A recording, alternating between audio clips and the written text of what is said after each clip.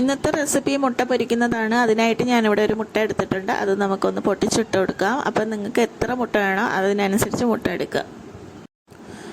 ഒരു ബൗളെടുത്തിട്ട് അതിലേക്ക് നമുക്ക് ഈ മുട്ടയൊന്ന് പൊട്ടിച്ചിട്ട് കൊടുക്കാം. അപ്പോൾ അതിൻ്റെ തോടൊന്നും അതിൽ വീഴാത്ത രീതിയിലൊന്ന് ഇട്ട് കൊടുക്കാം. അഥവാ വീണ് പോയിട്ടുണ്ടെങ്കിൽ ഒരു സ്പൂണോ ഫോർക്കോ ഉപയോഗിച്ച് നമുക്കതിനെ അങ്ങ് മാറ്റിയിട്ട് എടുക്കാം. ഇനി ഇതിലേക്ക് സാധാരണ മുട്ട പൊരിക്കുന്നതിനേക്കാളും ഒരുപാട് വ്യത്യസ്തമായിട്ടാണ് നമ്മൾ ഈ ഒരു മുട്ട പൊരിക്കൽ ചെയ്യുന്നത്. അപ്പോൾ ഇതിലേക്ക് നമുക്ക് മുട്ട എത്രയെന്ന് വെച്ചാൽ എടുക്കുക. അപ്പോൾ ഞാൻ ഒരു മുട്ടയാണ് എടുത്തിരിക്കണം. ഇനി അതിലേക്ക് നമുക്ക് ആവശ്യത്തിനുള്ള ഉപ്പ് ചേർത്ത് കൊടുക്കാം. ഉപ്പ് അധികം കൂടി പോകരുത്, കാരണം നമ്മൾ എത്ര മുട്ടയാണ് എടുക്കണം അപ്പോൾ അതിനാവശ്യത്തിനുള്ള ഉപ്പ് മാത്രം ഇതിൽ ചേർത്ത് കൊടുക്കണം. ഞാനത് ഇച്ചിരി ഉപ്പിട്ട് കൊടുത്തിട്ടുണ്ട്. അപ്പോൾ ഇനി ഇതിലേക്ക് കുറച്ച് തേങ്ങ ചിരകിയത് ചേർത്ത് കൊടുക്കാം.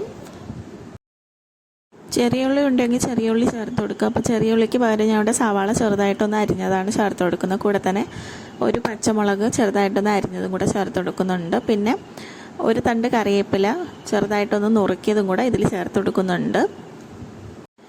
കറിവേപ്പില ഇടാൻ താല്പര്യം ഇല്ലെങ്കിൽ കറിവേപ്പില ഇടണ്ട. ഇതൊക്കെ ഇടുമ്പോഴത്തേക്ക് ഒരു പ്രത്യേക രുചിയായിരിക്കും. തേങ്ങ ഇട്ടൊക്കെ മുട്ട പൊരിച്ചെടുക്കുമ്പോൾ അതിനൊരു ടേസ്റ്റ് കുറച്ചുകൂടെ കൂടുതൽ നിൽക്കും. എന്നിട്ട് നന്നായിട്ട് ഒരു സ്പൂണോ അല്ലെങ്കിൽ ഫോർക്കോ വെച്ച് അതിനൊന്ന് ബീറ്റ് ചെയ്ത് കൊടുക്കുക. ഇനി നമുക്ക് ഒരു പാൻ അടുപ്പത്ത് വെച്ച് ഒന്ന് ചൂടാക്കാം. അപ്പോൾ പാൻ ഒന്ന് ചൂടായി വരുമ്പോൾ നമുക്കതിലേക്ക് ആവശ്യത്തിനുള്ള എണ്ണ ഒഴിച്ചു കൊടുക്കാം.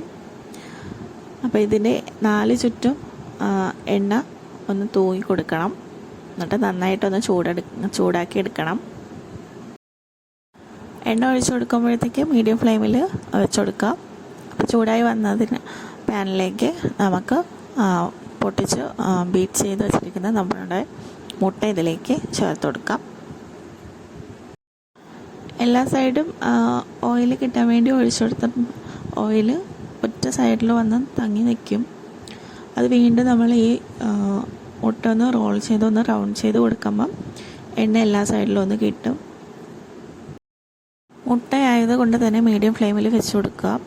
കാരണം പെട്ടെന്ന് വേവാനും അതുപോലെ തന്നെ അടി പിടിക്കാനൊക്കെ ചാൻസ് കൂടുതലാണ്. അതുകൊണ്ട് മീഡിയം ഫ്ലെയിമിൽ വെച്ച് കൊടുത്തിട്ട് തന്നെ മുട്ട പൊരിച്ചെടുക്കുക. അപ്പോൾ അതിൻ്റെ മറുവശം വെന്ത് കിട്ടട്ടെ. അപ്പോൾ നമുക്ക് അതിനെ ഒന്ന് തിരിച്ചിട്ട് കൊടുക്കാം. ഈ മുട്ടയിൽ ടേസ്റ്റ് കൂടുതൽ കൊടുക്കുന്നത് തേങ്ങ ചിരകിയതും കൂടെ ഇട്ട് കൊടുത്തതാണ്. അത് അപ്പോൾ ആ ഒരു തേങ്ങയുടെ ഒരു ഫ്ലേവർ അതിലെടുത്ത് നിൽക്കത്തില്ല. ഇത് മുട്ട കഴിക്കുമ്പോഴത്തേക്ക് സാധാരണ മുട്ട നമ്മൾ പൊരിച്ച് കഴിക്കുന്ന അതേ ഒരു ഫീലായിരിക്കും നമുക്ക് കിട്ടുന്നത്. അപ്പം നമ്മുടെ മുട്ട ഇവിടെ റെഡിയായി വരുന്നുണ്ട്. ഇനി നമുക്ക് ഒരു തവി ഉപയോഗിച്ച് അതിനെ ഒന്ന് തിരിച്ചിട്ട് കൊടുക്കാം. അപ്പോൾ ഇന്നത്തെ വീഡിയോ എല്ലാവർക്കും ഇഷ്ടപ്പെട്ടെന്ന് വിചാരിക്കുന്നു. സിമ്പിളായിട്ടുള്ള മുട്ട പൊരിക്കൽ റെസിപ്പി ആയിരുന്നു.